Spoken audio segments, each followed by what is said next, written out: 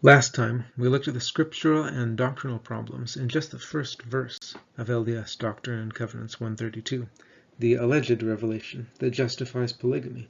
This time we'll briefly examine some of the historical problems surrounding it.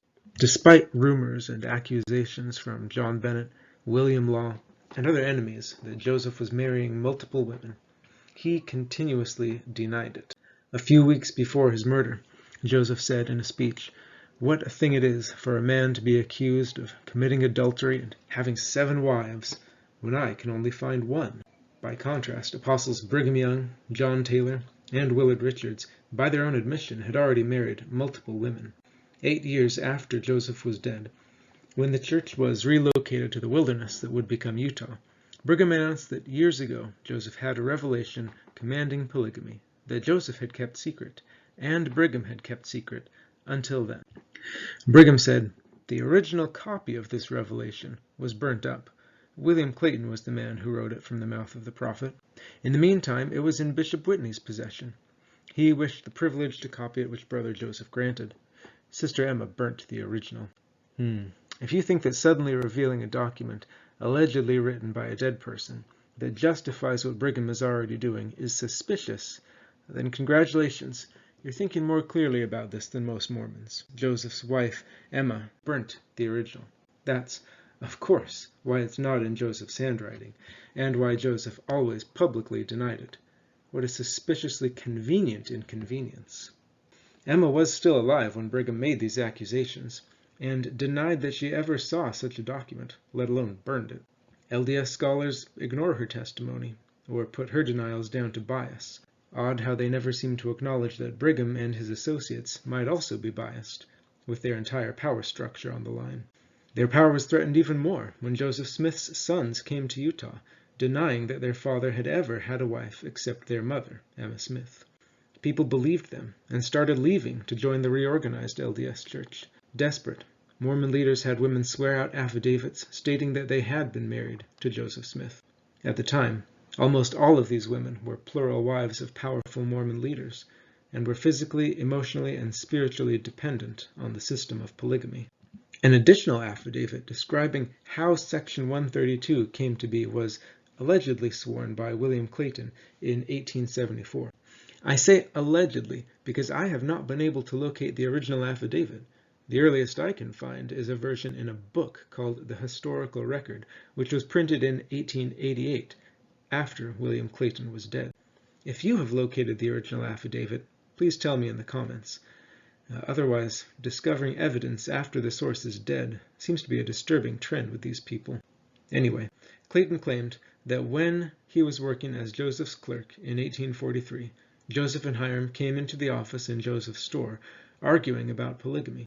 Hiram wanted Joseph to write down the revelation so that Hiram could convince Emma, because she didn't believe. After some persuasion, Joseph dictated Section 132 to Clayton, and Clayton read it back, line by line. Clayton says this took about 3 hours. Hiram takes the document to Emma, while Joseph and Clayton wait. Then Hiram comes back, having failed to persuade Emma. This affidavit from Clayton is an inundation of increasing implausibilities. First, Clayton is recalling events that happened more than 30 years ago, and quoting verbatim what Joseph and Hiram allegedly said. Joseph's store was a commercial and civic center in Nauvoo, but Joseph and Hiram enter it discussing the allegedly secret topic of polygamy. Joseph is the mayor, and he and Hiram are jointly the presidents of the church, very prominent and busy positions, but they're apparently undisturbed for hours during this. Clayton claimed that Hiram Smith, who the LDS Church also says was a polygamist, used 132 to try to convince Emma about polygamy. The next year, Emma would defend Hiram against accusations of polygamy in the document A Voice of Innocence from Nauvoo.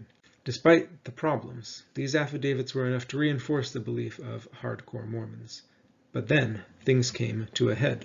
The RLDS Church sued the Church of Christ, another offshoot of Joseph Smith's original church, for the control of a piece of land in Missouri called the Temple Lot. The grounds were that since the RLDS Church was the legal successor to Joseph's church, the land should belong to them. Because of the bitter rivalry that had developed between the LDS and RLDS churches, the LDS Church wanted the RLDS to lose. The LDS Church provided money and witnesses to the Church of Christ to show that the RLDS Church couldn't be the true successor, because, of course, the LDS Church was. I'll probably go over some of the testimony in a separate video, because it's bad. Almost every witness crumbles like pie crust under cross-examination. The judge referred to President Wilford Woodruff's testimony as embarrassing. But there is a witness of special interest to us in the history of D&C 132, Joseph Kingsbury. Kingsbury was married to two of Newell Whitney's daughters in succession. He lived by doing odd jobs for his father-in-law.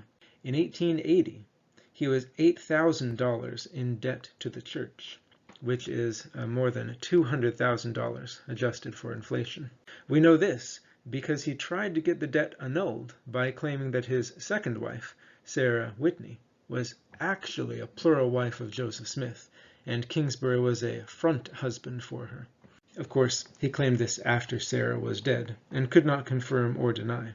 Incidentally, LDS polygamy apologist Brian Hales takes this debt claim as solid proof that Sarah was a plural wife of Joseph Smith, apparently never considering that a more than $200,000 debt might make Kingsbury biased.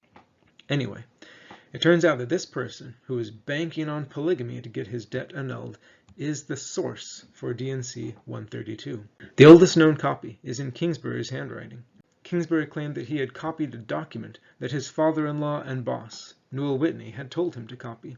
Under cross-examination, Kingsbury admitted that he had no idea whether the document actually came from Joseph Smith. He could not remember how long the original document was, how long it took to copy it, whether it had a title or not. He could not recollect a single phrase from what he had copied, or anything about what it said. Despite that, he seemed quite certain that what he had copied was the same document printed in 132. Interestingly, Kingsbury claims that Hiram took the copy that Kingsbury made, and according to the story, that's what Emma burned. But of course, Kingsbury's copy is sitting unburned in the church's library in Utah. Oops. Granted that Kingsbury is in his 90s at the hearing, it's understandable that his memory of events 50 years ago would be obscure. But then, why is he adamant that 132 is what he copied? The historicity of 132 is based on the word of Joseph Kingsbury, a man deeply in debt to the LDS Church, who said that he copied what his polygamous father-in-law said was what polygamist William Clayton claimed was dictated by Joseph Smith under dubious conditions. Doctrine and Covenants 132 is a fourth-hand piece of information, and each person involved in the transmission is heavily biased, and the document does not show up until 8 years after its alleged author is dead. This is what the church-funded scholars at the Joseph Smith Papers Project smugly call continuous institutional custody of the text of 132. What a thing it is, Joseph said, for a man to be accused of having 7 wives, when I can only find 1. Either Joseph Smith was a liar, or Brigham Young and his associates were. I believe Joseph.